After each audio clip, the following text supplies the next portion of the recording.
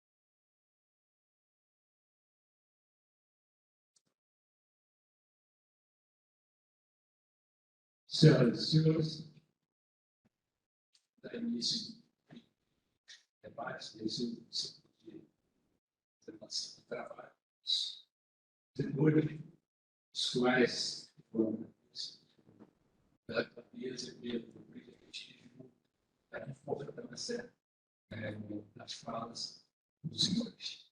Eu gostaria de ressalvar, porque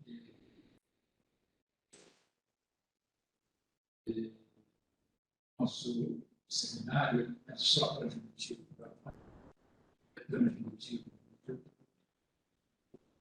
sabe, é de alcance internacional. Eu, como participei disso, então, 7 anos, algumas pessoas mais receberam essa informação bastante nossa, nível seminários nossa, e receberam são desde eles estão nos assistindo internacionalmente. Uma está na Itália, professora doutora, e a outra é professora doutora. Está então, esse seminário nacional é para civil e militar. E para dizer aqui, uma universidade pública federal militar. Então, nós temos interesse, e por isso aqui, essas pessoas que levantaram fora, não tem espaço interessa o militar, porque o militar estuda a guerra. Então, aqui, não tem interesse militar do país, da população e do controlar a defesa. Então, aqui se estudam todas as guerras, como fazer as técnicas, o que deu certo, o que deu errado, e como evitar. Se estuda também o ideário pacifista de Henri. Então, nós temos que estudar guerras para saber como evitar. Em consonância também com o pensamento de Rui Barbosa, essa palavra dizendo: se desfaçam para si. Se queres atuar, prepara para a paz. Depois que a guerra for declarada, se prepara antes, prepara o seu pessoal, prepara a sua população e suas instituições. Isso, então, essa parte que nós aqui, militares, civis, fazemos cursos, estudamos, tem um propósito, e a solução ideal para isso é a universidade do Sul. Por isso, nós temos essa obrigação desse certo? Durante então, essa que os estudos não são de um dia para o outro. Eles demandam pesquisa, e essas pesquisas envolvem tempo, conforme assinado o nosso colega Pedro, tudo hoje é valorizado. Alguma coisa onde se consegue esse dinheiro, como conseguir, como manter o fluxo desse capital. É importante que nós tenhamos noção disso. É importante que tenhamos noção das necessidades das aplicações das atividades espaciais. Uma semana com Pedro aqui. E como assinalou o nosso coronel, graças a Deus, que nós envelhece. Ele pode ser utilizado. Por exemplo, também, eu acho, chegou à Lua, não sei se o senhor sabe, mas acredito que sim, o posicionamento, o pulso dele era que ele era o nome de Santos Dumont, foi mudado de lugar 3 vezes, porque ele teve que assumir o comando manual do modo militar, porque não havia GPS naquele 69, ia navegação artificial, que não era preciso. Hoje, nós temos GPS na palma da mão do nosso celular. E duvido que aqui dentro tenha alguém que tenha um celular com mais de 5 anos de uso. Isso quer dizer que de nossos celulares com menos de 5 anos de uso, todos eles têm no mínimo 3 GPS. 3 câmeras solares. Então vejam o que é a evolução tecnológica. É muito importante. Na área militar, acho que ainda seja lá no campo da infantaria, 5 respostas são importantíssimas que a gente tem que utilizar. Onde estou? Para onde eu vou? Por que eu vou? Quando eu vou? E como eu vou? Se eu conseguir responder essas 5 perguntas, eu tenho como alimentar o setor de família para determinado objetivo. E isso implica diretamente na questão financeira. Para isso, eu preciso de planejamento. Eu preciso de um planejamento. Eu preciso de ter esses recursos. Eu preciso ter adquirido os veículos, o transporte, a tecnologia, para que eu possa fazer o desembarque. Seguir isso com o objetivo deliberado. Isso não se consegue sem isso que está discutido aqui nesse seminário ontem e hoje. Semente do futuro. Analisar possibilidade de sucesso, e de tudo. E armar um professor que vai fazer a análise se aquilo é viável ou não. Qualquer coisa que se faça diferente disso é um chute. É o princípio do fracasso. Não é isso? Bem, vamos então a primeira direcionada. No início da pandemia, houve certa mudança na política do FED, de forma que se passou a emitir dólar indiscriminadamente.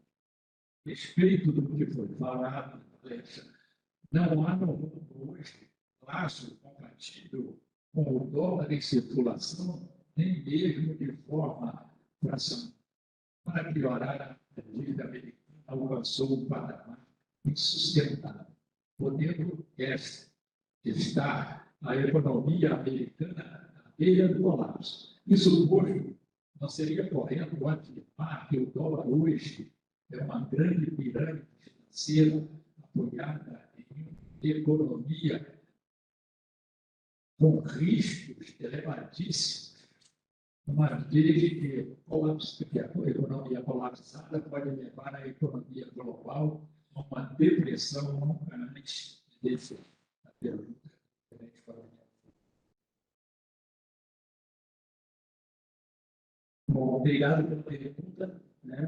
bastante complexa, né? Um assunto bem prático, e hoje a gente está vivendo um ciclo de mudança de ciclo monetário. A gente saiu da pandemia, onde todos os bancos centrais, não só o Fed, injetaram muito dinheiro na economia. Né? E, parafraseando, né, a pergunta, o Banco Central Americano emitiu mais dólares só em agosto de 2021 do que nos últimos 200 anos. Isso é uma emissão de expansão monetária nunca antes vista. Né? Os Estados Unidos hoje chegam no patamar de endividamento próximo da Segunda Guerra Mundial. E a gente já começa a entrar numa dúvida, que é o seguinte: será que isso vai se sustentar? Né? Que é o grande cerne da pergunta. Olhando à frente, eu gostaria de responder a pergunta dele usando a teoria do dólar smile, né, do Stephen Jay, que ele diz que o dólar, geralmente, ele ganha propulsão, ele ganha papel, globalmente falando, nas duas extremidades do sorriso. Que extremidades são essas? É quando a economia norte-americana ela ganha muita relevância no mundo, ou quando ela perde relevância no mundo. Como assim? Por exemplo, vamos supor que a economia norte-americana está em pleno vapor, crescendo, pujante, dá o famoso chamado overheat, né, o superaquecimento da demanda agregada. Você tem pleno emprego, você tem capacidade de consumo, e a gente sabe que quando você tem elevação na demanda agregada, né, muito acima da capacidade normal, você superaquece a demanda, obviamente, você tem uma inflação maior. Nesse cenário, o Fed, né, não só o Fed, mas os bancos centrais ao redor do mundo, para fazer política monetária, eles sobem os juros para controlar a inflação. Quando sobe os juros, o Banco Central Americano está falando assim: ó, eu, Estados Unidos, país mais seguro do mundo, para se investir, estou te pagando mais prêmio de risco para você trazer dinheiro para cá, para você financiar. Todo mundo corre no dólar americano, o dólar se aprecia. Então, essa é a primeira extremidade. A economia americana vai muito bem. E quando a economia americana parece ou começa a ir mal, você tem o risco de recessão global, como muito ele bem disse na pergunta. Será que isso não vai arrastar o mundo para uma recessão global? Essa é outra extremidade da teoria do dólar smile, que é quando a economia americana não vai bem. E quando a economia americana não vai bem, a gente vai no mercado e fala assim: quem é a alternativa para a gente emprestar dinheiro se o mundo está colapsando? Os Estados Unidos. E aí você tem uma outra teoria, que é a teoria do flight to quality, né? É o voo qualidade que a gente deu na pandemia. O dólar batendo os 6, ninguém sabendo para onde iria, todo mundo correu no dólar. Então, nas duas extremidades, o dólar tende a ganhar relatividade. Né? O dólar tende a perder valor naquela, desculpa a expressão, naquela meiuca, naquele meio campo ali, que é quando é o cenário de Goldilocks. A economia americana ela cresce pouco, moderadamente. E aí as moedas emergentes tendem a ganhar apreciação. Não creio que seja uma pirâmide financeira, né, por conta dos fundamentos que eu trouxe na apresentação. A moeda mais utilizada em liquidações financeiras e liquidações comerciais ainda é, pode ser que mais à frente não seja, mas ainda é a moeda usada como reserva de valor pelos próprios bancos centrais.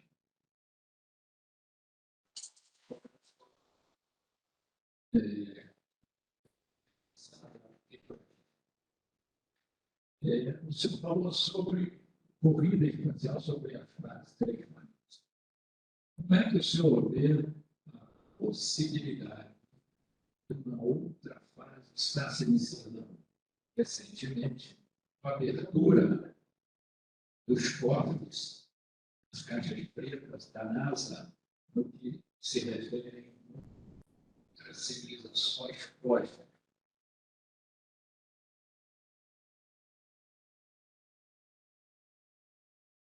Obrigado pela pergunta. Caramba, que pergunta difícil, né? A gente tem que. Uma conjectura do tamanho do universo e é um paradoxo, né? A gente tem infinitos espaços, mas a gente ainda não encontrou ninguém, teoricamente. Então, é o paradoxo de que é impossível, matematicamente, que a gente esteja sozinho, porém, a gente ainda não encontrou ninguém. A NASA, no meio desse ano, foi escrutinado pelo parlamento dos Estados Unidos sobre encontro com objetos voadores não identificados. Né? Criou-se um frenesi compreensível, porém a realidade é que ainda é tudo muito incerto. Né? Então, eu acho que a gente tem gente trabalhando nessa pergunta tão interessante, mas o nosso estudo que a gente faz é trabalhar com os dados da Terra, porque a realidade na luta pela órbita geossincrônica, o colega falou, a órbita geossincrônica é o nosso Atlas, né? É o que a gente tenta controlar, está super populado, está super ocupado, e isso é uma coisa. O resto, o deep space, a busca por outras realidades, outros planetas habitáveis, ou contato com outras civilizações, ainda está fora um pouco do escopo dos dados de ciência política de relações internacionais. Não deixa de ser grande. Muito grande.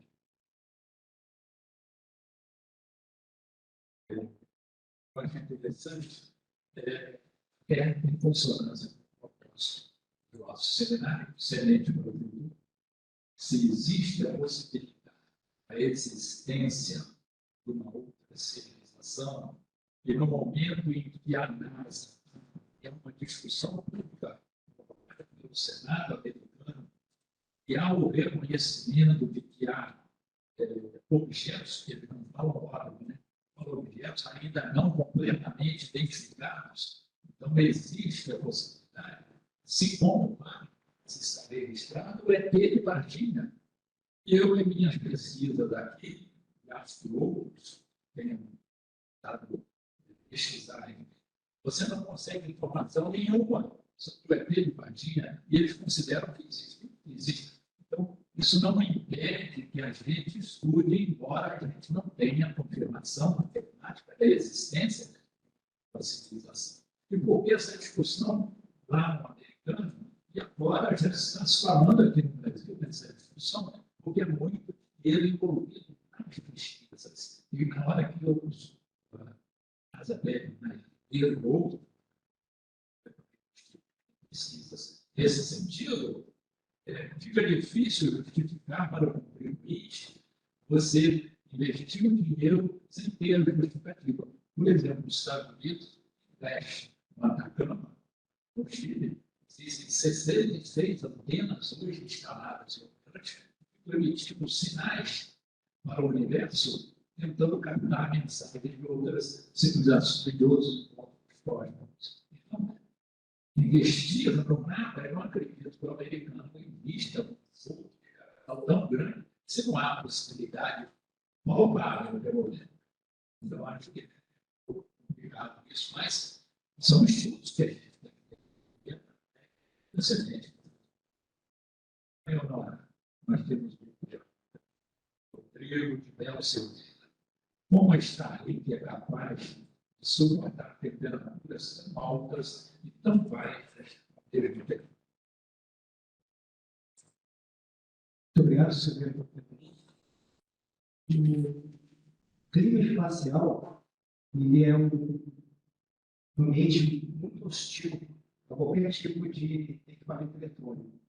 Então, todo equipamento eletrônico que sobe na atmosfera, sai da atmosfera, ele necessariamente tem que ser testado em diversas formas. Uma dos primeiros testes em câmera termomárica. Esse material ele fica em baixa pressão, sofrendo transeuntes bem agressivos de temperatura, e quando o Sol atinge esse sistema, a temperatura chega a 170, 180, 90 graus Celsius. Quando ele vai para a sombra, essa temperatura cai imediatamente para baixo de zero, da temperaturas negativas. Então, se o material que é feito componente, ele não aguenta esse tipo de temperatura, ele já não consegue ser aprovado pelo lançamento. Existe dentro do satélite também estruturas térmicas que equilibram a temperatura dentro do satélite. E a parte térmica é um dos subsistemas, dois subsistemas mais importantes do satélite. A parte térmica é o X8. E a gente pode utilizar tanto, são cabos que ligam partes frias como partes quentes. E existe também um material muito semelhante a papel alumínio, que a gente chama de MLI, o multilayer insulators. Eles são equipamentos que são utilizados para isolar termicamente esses equipamentos. Então, tanto os equipamentos quanto a parte de amplificação, satélites de comunicação precisam de muita estabilidade para poder funcionar bem, e os equipamentos são protegidos por esse tipo de material. Isso. Obrigado.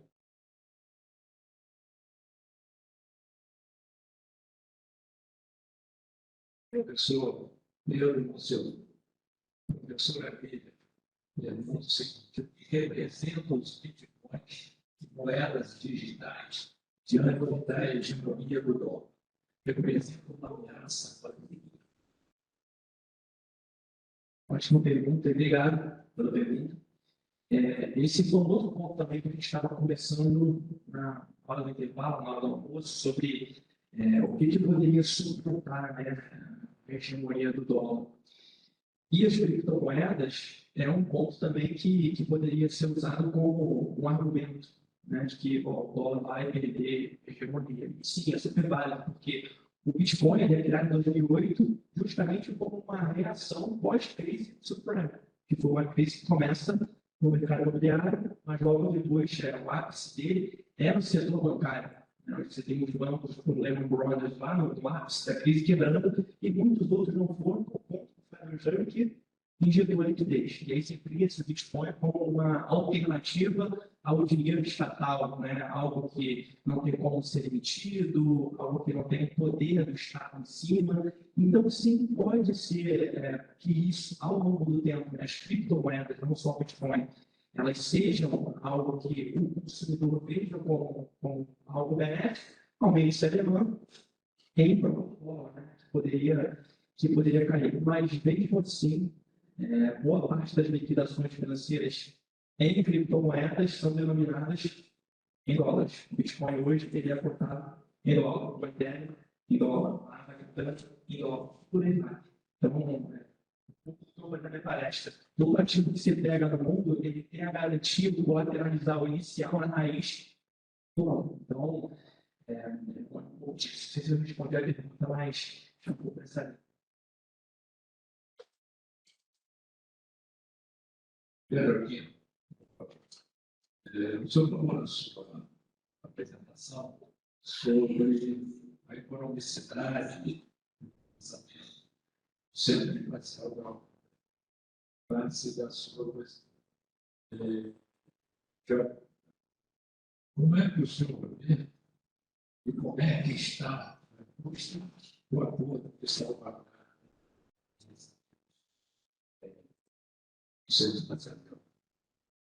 Muito obrigado. O acordo, ele foi uma oportunidade interessante para o Brasil, no sentido de botar o Brasil numa rota comercializada do mundo dos satélites e dos microsatélites. O acordo tem alguns bons resultados, alguns lançamentos de empresas sul-coreanas. Você tem a cidade dos Estados Unidos virem trabalhar em microsatélites aqui em Alcântara, sem a transferência de tecnologia. O receio que parte da sociedade expressou foi uma possível estagnação do programa espacial brasileiro em face à utilização de terceiros em Alcântara. E isso, ainda, o resultado ainda não está não está concluído. Ou seja, acho que estudos vão fazer esse tipo de abordagem em breve, né? Mas o Brasil tem que utilizar as receitas geradas pela Lula Salvaguarda, que são boas receitas, de maneira estratégica, de maneira não só fechar balanço, né? Mas utilizar para melhorias no nosso programa espacial. Eu não sei como as informações que foram. Tem umas pesquisas que realizei,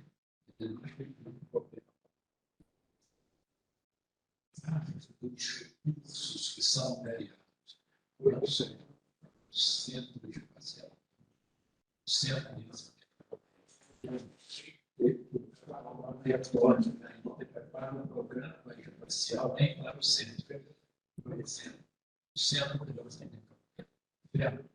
Ele vai ter um acordo com a ESA, firmado pelo Brasil, para apenas 10 lançamentos por ano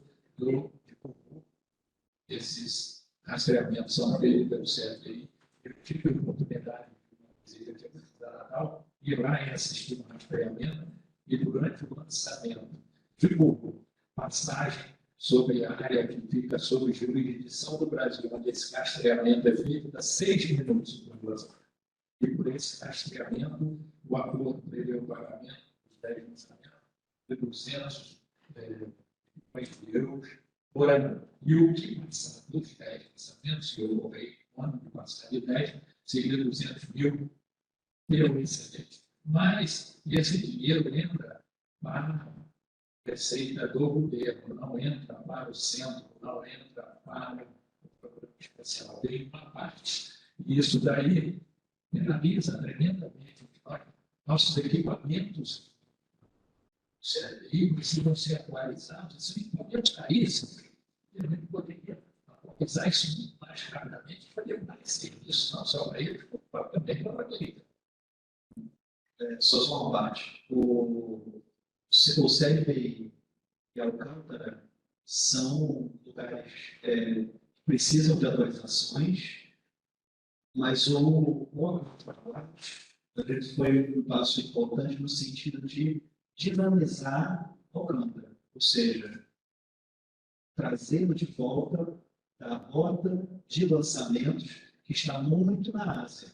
Os lançamentos de satélites são muito no Cazaquistão, na Rússia e nos Estados Unidos. O Brasil, o objetivo desse acordo é botar o Brasil de volta a essa rota de uma maneira comercial. Mas, para entrar de vez, você precisa de autorização.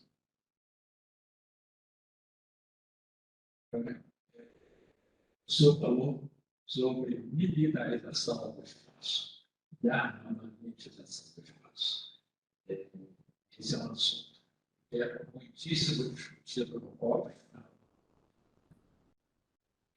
sempre equipar no entendimento a discussões muito acaloradas a respeito desse acordo 167, que é a Bíblia, que é a Constituição do Espaço, 167, ele diz que o espaço é para uso pacífico do espaço. No quarto, ele diz que é uma progressão de armamento de destruição em massa e de poder concentrar. Mas, ao mesmo tempo, permite, salvo engano, que é possível a instalação de bases militares para fins pacíficos, para fins de estudos.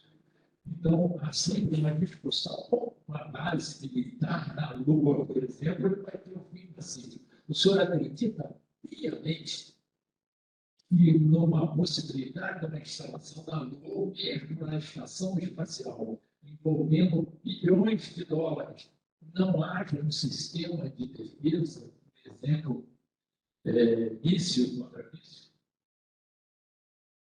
Muito obrigado por essa pergunta. E eu tive um insight outro dia muito particular meu a respeito dessa discussão de uso pacífico do espaço.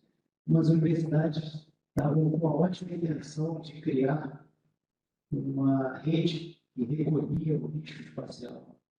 E era muito pomposo, muito bonito essa iniciativa.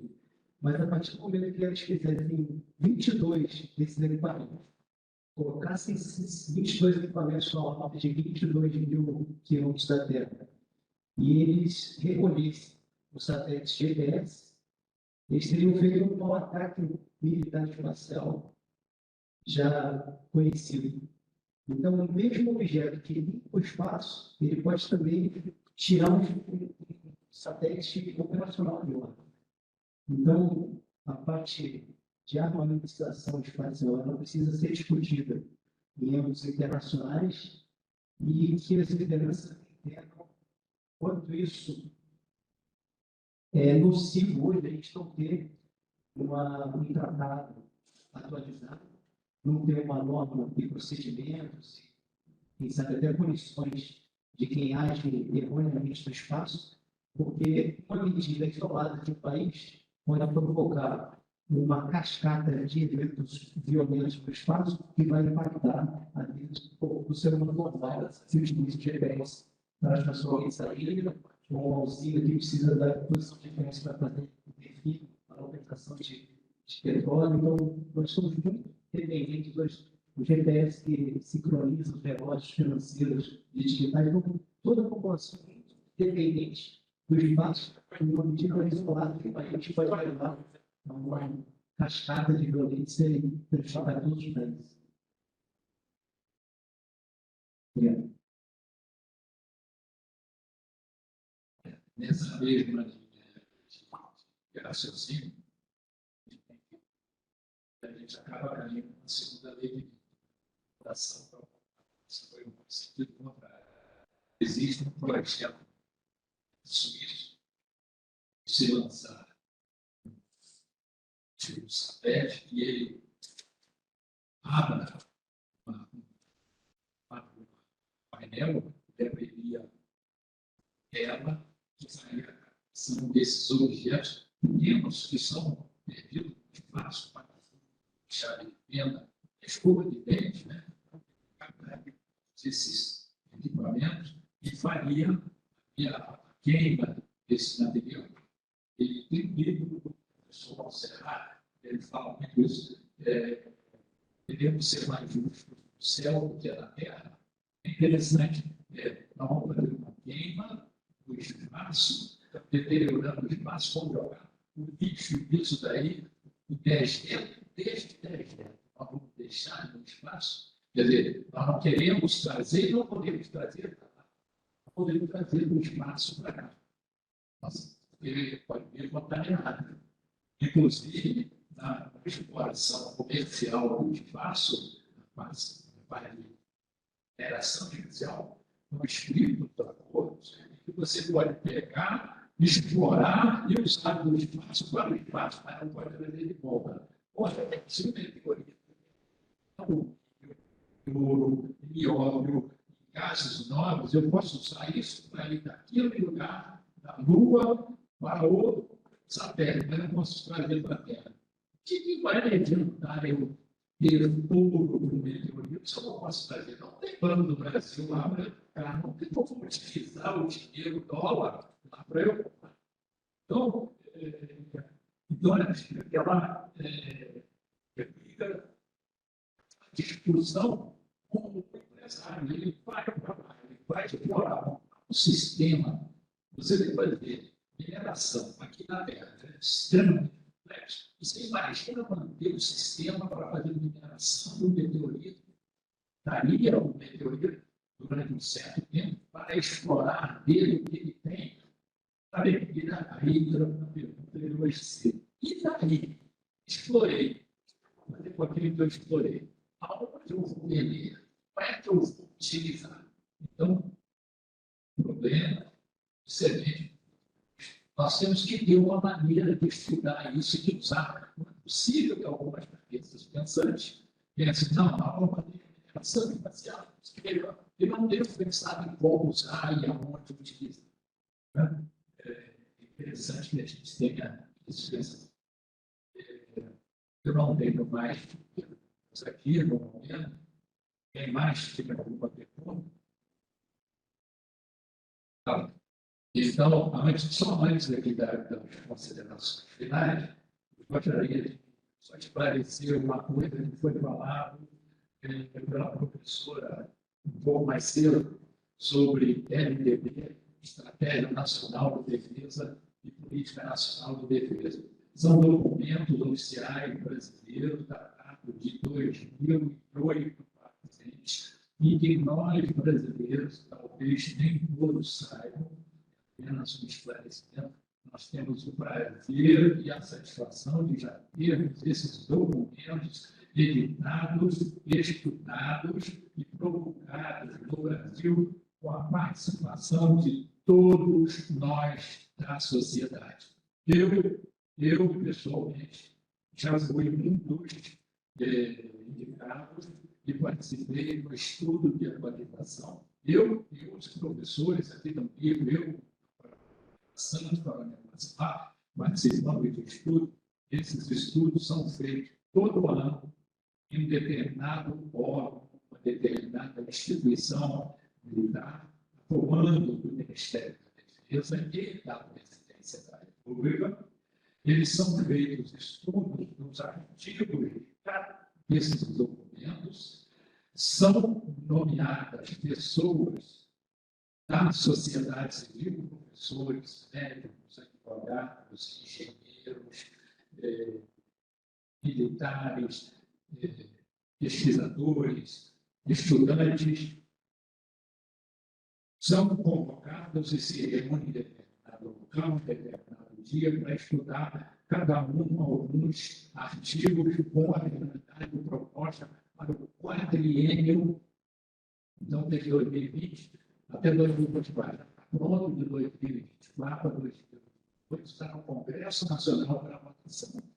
E eu disse participação de todos os brasileiros, como, além desses que são escolhidos, que são da sociedade, qualquer um de nós do povo podemos participar. Basta entrar em contato com a Presidência da República, a assessoria da Presidência da República, lançarmos a nossa ideia sobre determinado artigo que merece nosso ser modificado, ou transformado, ou cancelado, derrogado, e se nossa proposta ela não for pertinente, vai haver um estudo sobre ela, independente de ser pertinente ou não, quem fizer a proposta de acelerar a presidência da República, uma resposta. E, se ela for pertinente, ela será, então, inserida numa próxima atualização. É importante. Então, nós, todos da sociedade brasileira, temos hoje a oportunidade de participar da defesa do país, que não é a obrigação só do militar.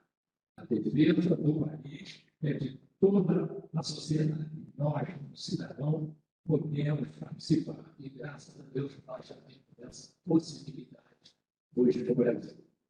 Exemplo, aos colegas, os professores, os agradecimentos ao secretário pela exposição que os senhores fizeram, entraram informações que são de crucial importância na nossa vida militar. Muito obrigado.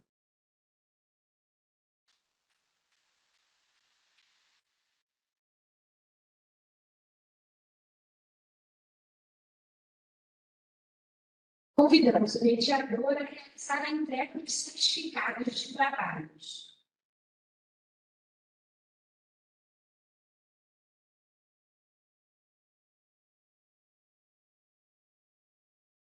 Você vai ser. Sim.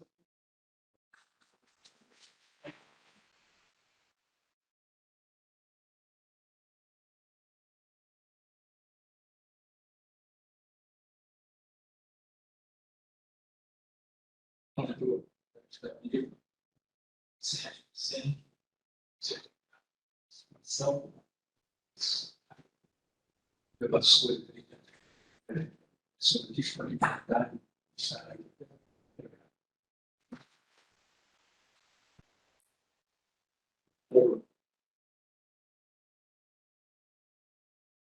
Meu caro Pedro José Pino, líder das pesquisas, esse colegiado, ser responsável por ser trabalho.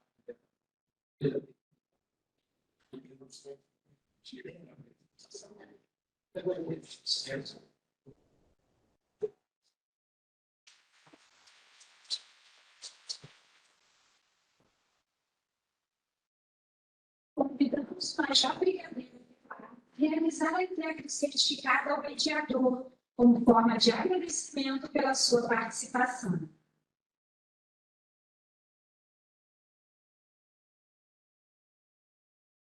Coronel Batista, gostaria de agradecer imensamente a sua participação aqui como mediador dessa difícil sessão, né? Envolveu os dois temas muito complexos, pessoais e economia. Mas, graças à sua experiência, seu conhecimento, seu possibilitarismo ao máximo, do nosso brilhante, enriquecendo o nosso evento. Então, em nome da Universidade da Força Aérea, gostaria de passar em suas mãos o certificado de participação do mediador.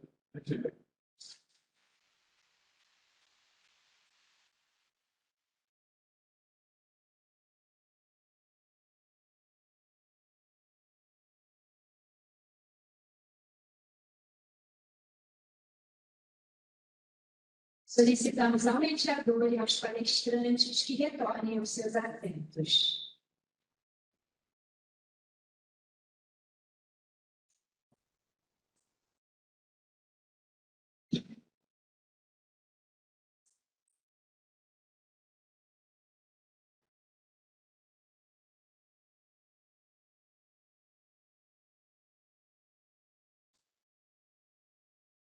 Bom, senhores, então, após longa e produtiva jornada de atividades acadêmicas realizadas aqui na Universidade da Força Aérea, nesses 2 dias, eu tenho a certeza que os conhecimentos apresentados pelos palestrantes e discutidos pelos senhores e senhoras contribuíram sobremaneira para a compreensão de possíveis desafios futuros para a aeronáutica brasileira. Além disso, como frisei ontem na abertura, a reflexão acerca de temáticas inovadoras certamente conduzirá cada participante a apresentar assessoramentos mais precisos para que os líderes do futuro decidam acerca de segurança e defesa nacionais. Agradeço aos palestrantes que nos eventos contribuíram com essa universidade, bem como os inscritos que compareceram presencialmente e aos que participaram remotamente, desejando sucesso em suas futuras empreitadas profissionais. Sendo assim, antes de declarar encerrado esse evento, gostaria também de parabenizar o Centro de Estudos Estratégicos, por meio do Coronel Nogueira e sua equipe, pela brilhante organização do evento. Então, assim, eu declaro encerrados o primeiro seminário de simulação de cenários para estudo de segurança e defesa e o workshop de área de biossegurança, e convido a todos para que futuramente estejam conosco em outras atividades acadêmicas que serão desenvolvidas aqui na Unif. Então, boa tarde e tenham todos um ótimo fim de semana.